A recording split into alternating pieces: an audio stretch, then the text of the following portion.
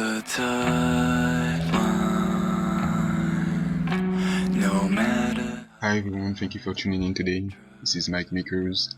So it's been a couple of weeks. We started tutorial on Scratch from MIT. So it's to learn how to code with blocks. So for those of you who don't know too much about it, so you can find in the description links about the previous tutorials I made before.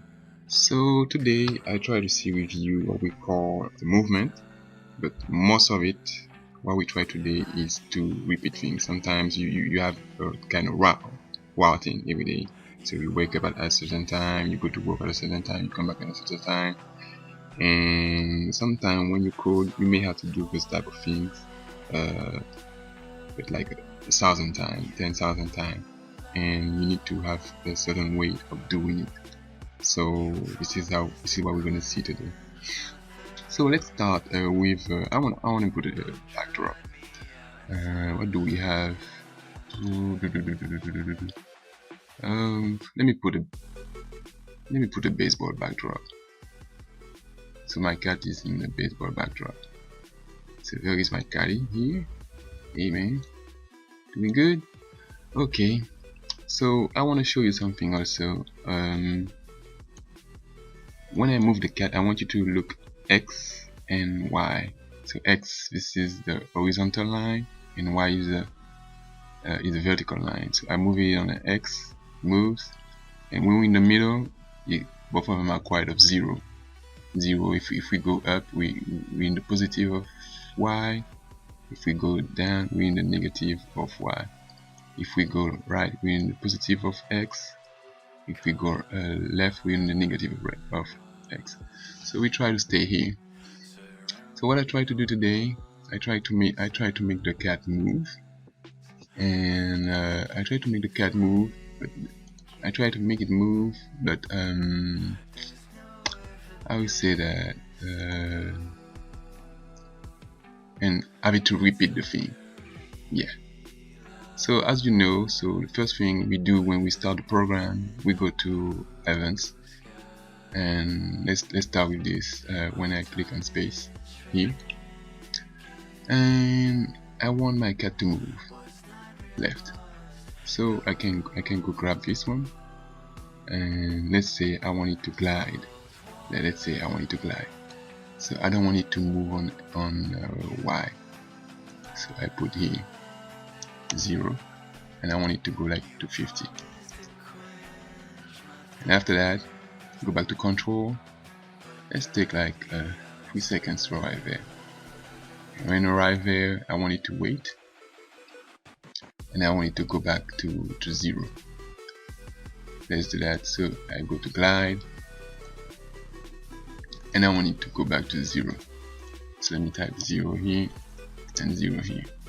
So let's try the program now. There we go. So it's gliding, okay, and it's coming back, okay. Let's wait 1 second.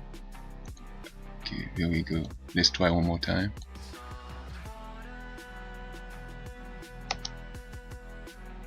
Okay, and it's coming back. There we go. So that's nice. So the thing is, it does it only once. That's the only problem. It does it only once.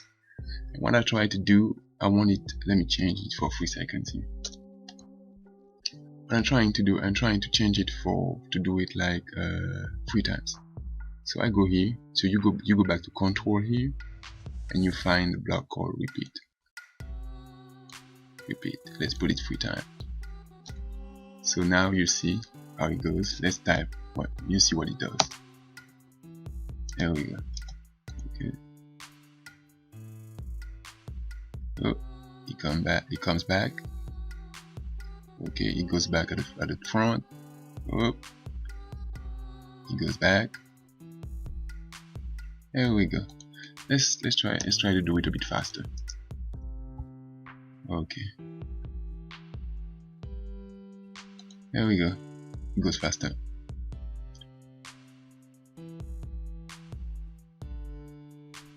Pretty easy to do. And sometimes you may need to do that type of things like forever. You need to repeat blocks forever. So you just need to go back to control here and use the block forever. Just right here. And you can try. Go ahead. Yeah. So that's the hand for today. So it's pretty easy. It was a pretty easy lesson. So the main purpose of this class was to teach you how to use the repeat and also a little bit of move with glide. You can change glide for like change x by 10, so you can just go here and go back here so you don't see the transition. So but most of it today was to use the repeat block. So we use that a lot in coding, so that may be helpful for you.